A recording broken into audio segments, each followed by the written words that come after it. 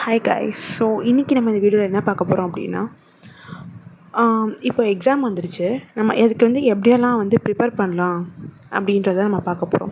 So எல்லா யூனிட்டில் இருக்க கொஷின்ஸையும் எப்படியெல்லாம் கவர் பண்ணுறது, எந்த ஒரு டாப்பிக்கையும் ஒமிட் பண்ணாமல் எப்படி நம்ம இம்பார்ட்டன்ட் படிக்கிறோம். ஸோ அதெல்லாம் வரும் தான். அதை எப்படி நம்ம கரெக்டாக கைட் பண்ணி இம்பார்ட்டன்ட் இது தான் அப்படின்னு படிக்கிறது. அண்ட் அது போக எல்லா டாபிக்ஸ்லேயும் சும்மா நம்ம என்னென்ன பாயிண்ட்ஸ்னு பார்த்தா, நம்ம படிக்காத கொஷின் கேட்டாங்கன்னா நம்ம பார்த்த அந்த பாயிண்ட் சப் டாபிக்ஸை வச்சு நம்மளாம் ஓனாக எழுதலாம். நம்ம காலேஜை பொறுத்தவரைய அப்படி தான். ஸோ அதுக்கான டிப்ஸை தான் நான் இந்த வீடியோவில் கொடுக்க போகிறேன். ஸோ அதை தான் நான் இங்கே எழுதியிருக்கேன். அதுதான் இங்கே உங்கள் முன்னாடியும் இருக்குது. ஸோ பார்த்தீங்கன்னா, இப்போது நான் இப்போ ஃபிசிக்ஸ் எடுத்திருக்கேன். நான் ஜஸ்ட்டு ஒரு இதுக்காக சொல்கிறேன்.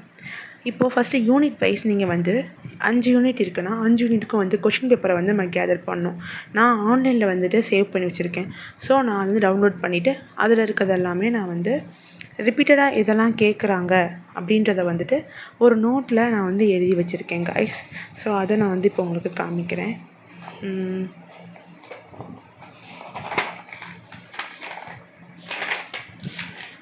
இங்கே பார்த்தீங்கன்னா தெரியும், யூனிட் வைஸாக 1 2 3 4 5ன்னு சொல்லிவிட்டு நான் டேபிள் காலம் போட்டு ரிப்பீட்டடாக கேட்டது 1 டைம் 2 டைம் கேட்டதை ஃபஸ்ட்டு எழுதி வச்சுக்கிறேன் கொஷின் பேப்பரை பார்த்து.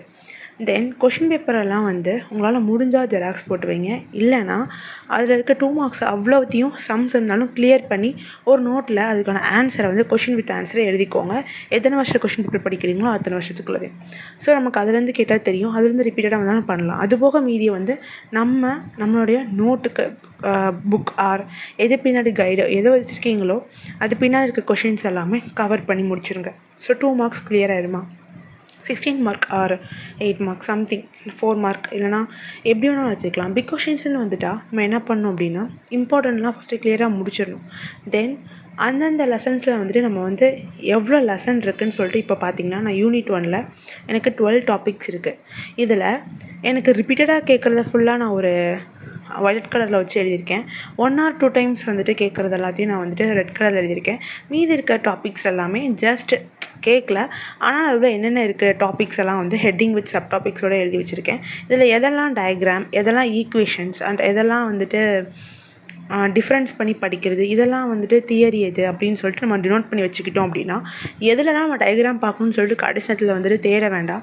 ஈஸியாகவே நம்ம எதுலலாம் டயக்ராம் இருக்குது, எதுலலாம் ஈக்குவேஷன் இருக்குதுன்னு ஒர்க் அவுட் பண்ணி பார்க்குறதுக்கு ஈஸியாக இருக்கும்.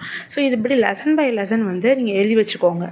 ஸோ எழுதி வச்சிட்டிங்கன்னா உங்களுக்கு அது ரொம்ப ஹெல்ப்ஃபுல்லாக இருக்கும். ஸோ அதுக்கப்புறம் நீங்கள் இது படிக்க ஈஸியாக இருக்கும். அண்ட் இதை விட ரொம்ப இம்பார்ட்டன்ட் என்னென்னா, நமக்கு ஆன்சர் கீஸ் வேணும். ஸோ உங்களுக்கு காலேஜ்லேருந்து ஆன்சர் கீ கொடுத்துருந்தா அதை எடுத்துக்கோங்க.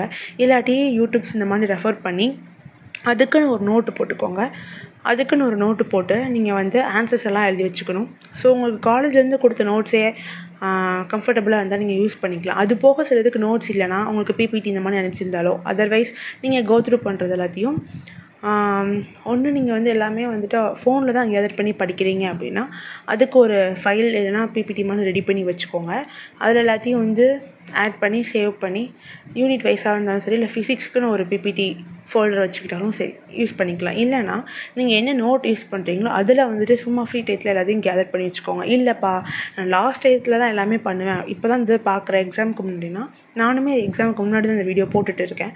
ஸோ அந்த மாதிரி அப்படின்னா நீங்கள் கொஷின் சப் டாபிக்ஸ் ரிப்பீட்டட் இதெல்லாம் வச்சுட்டு ஆன்சர் கீஸை எதிலெல்லாம் படிக்கிறீங்களோ அதெல்லாம் மை செல்ஃப் அப்படின்னு சொல்லிட்டு உங்களுடைய வாட்ஸ்அப்பில் நீங்கள் வச்சுக்கிட்டு அதில் எல்லாத்தையும் சென்ட் பண்ணி வச்சுக்கோங்க.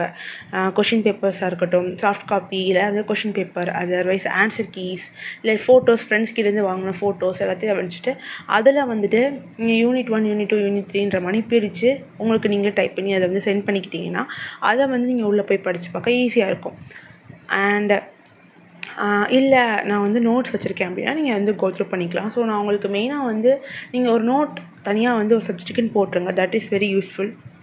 இல்லை நான் அப்படி நான் என்ன சொல்லுவேன் அப்படின்னா, உங்கள்கிட்ட பேலன்ஸ் இருக்குது அப்படின்னா நீங்கள் ஒரு பெரிய நோட்டாகவே 400 பேஜஸ்க்கு ஒரு நோட்னா ஒரு நோட்டாக போட்டுக்கோங்க. ஒரு நோட்டுக்கே ஒரு சப்ஜெக்ட்கே 4-5 நோட்டு வச்சுருக்கிறது அதெல்லாம் வச்சுக்கிட்டிங்கன்னா நீங்கள் தேடி தேடி படிக்கும்போது ரொம்ப கஷ்டமாக இருக்கும். ஸோ நானே பார்த்திங்கன்னா 2 நோட்டு கிட்டக்க போட்டு வச்சுருக்கேன் ஃபிசிக்ஸ்க்கு. ஸோ இந்த மாதிரி இல்லாமல் ஒரே நோட்டாக கூட வாங்கி போட்டுக்கலாம், இல்லை 2 நோட்டாக வச்சுக்கலாம், பிரச்சனை கிடையாது. ஸோ ப்ராப்பராக நோட்டை வந்து மெயின்டைன் பண்ணி எழுதுங்க. அண்ட் நீங்கள் வந்துட்டு அந்த கொஷின்ஸை பெருசாக படிக்கிறத சின்னதாக நோட்ஸ் எடுத்து படிங்க. எப்படி நோட்ஸ் எடுக்கணும், என்ன மாதிரி அதுக்கெல்லாம் டிப்ஸ் வேணும் அப்படின்றத வந்துட்டு நான் இன்னொரு வீடியோவில் எப்படி நோட்ஸ் எடுக்கிறது அப்படின்னு சொல்லிட்டு நான் சொல்கிறேன் ஷார்ட்டாக.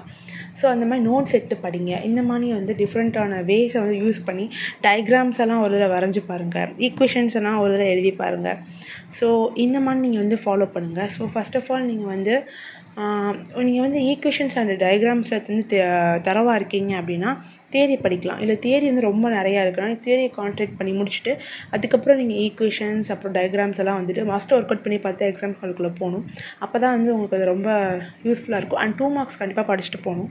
ஸோ இதுதான் வந்துட்டு ஒரு எக்ஸாமுக்கு எந்த மாதிரியெல்லாம் நம்ம வந்து ப்ரிப்பேர் ஆகணும் அப்படின்ற ஒரு டிப்ஸ். எந்த மாதிரி ஃபஸ்ட்டாகவே வெல் ப்ரிப்பராக வந்து ப்ரிப்பராக எப்படி இருக்கிறதுன்னு அந்த வீடியோ சொல்லியிருப்பேன். ஸோ இதெல்லாம் நீங்கள் ஃபாலோ பண்ணிங்கன்னா அது வந்து உங்களுக்கு ரொம்ப யூஸ்ஃபுல்லாக இருக்கும். ஸோ இதே மாதிரி தொடர்ந்து நிறையா வீடியோஸ் யூஸ்ஃபுல்லாக வர்றதுக்கு நம்ம சேனலை சப்ஸ்கிரைப் பண்ணி வச்சுக்கோங்க. பிடிச்சிருந்தால் லைக்ஸ் அண்ட் கமெண்ட் பண்ணுங்கள்.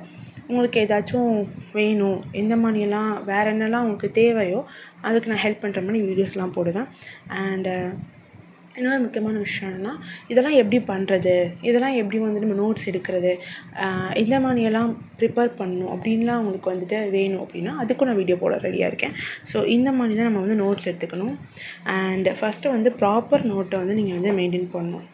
எல்லாமே நீட்டாக எழுதுறதா இருக்கட்டும், இந்த மாதிரி டயக்ராம்ஸ் போடுறதா இருக்கட்டும், நீங்கள் எழுதும் போது சைட் ஹெட்டிங் வருது, இதுக்கெல்லாம் யூஸ் பண்ணி எழுதுனீங்கன்னா உங்களுக்கு படிக்கும் போது வந்து ரொம்ப ஈஸியாக இருக்கும். ஸோ அவ்வளோதான் guys. Thank you for watching. Sarangayo.